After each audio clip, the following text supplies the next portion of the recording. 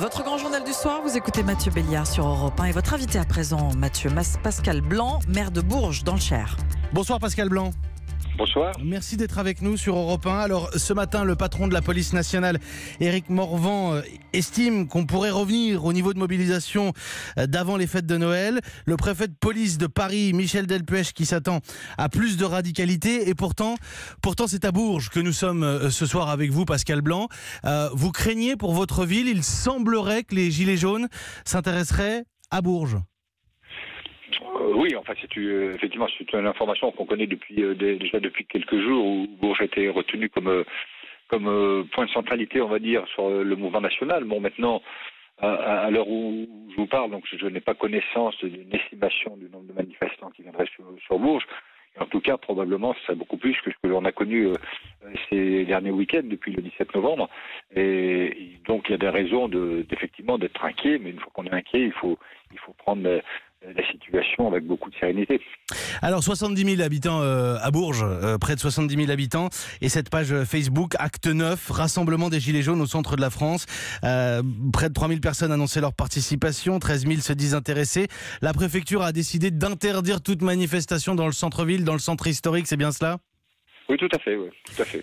Cela dit, certains commerçants de votre ville estiment que là, au premier week-end des soldes, c'est encore un coup dur à leur porter que de barricader les centres-villes et de fermer les commerces.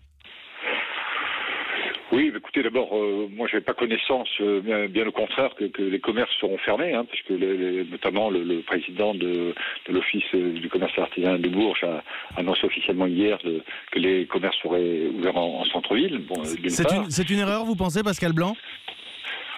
Moi, chacun doit prendre ses responsabilités. Moi, je suis maire de cette ville. J'ai comme objectif d'assurer la sécurité des biens et des personnes.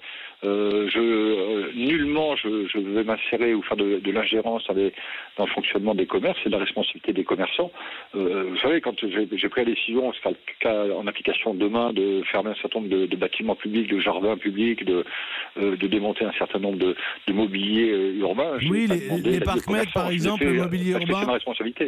Un dernier mot, Pascal Blanc, simplement sur la crédibilité à accorder à cette page Facebook et au bruit qui veut que les Gilets jaunes se mobilisent à Bourges. On a déjà eu le cas d'une annonce de manifestation à Versailles qui était en fait une intox, un leurre. Est-ce que vous pensez qu'il est probable que tout cela soit un leurre en fait ?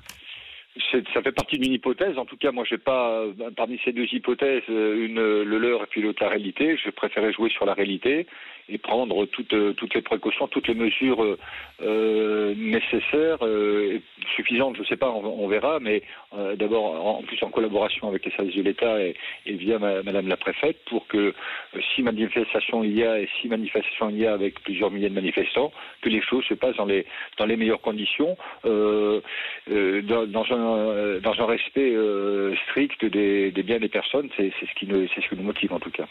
Merci beaucoup Pascal Blanc. Je vous en prie, bonne soirée.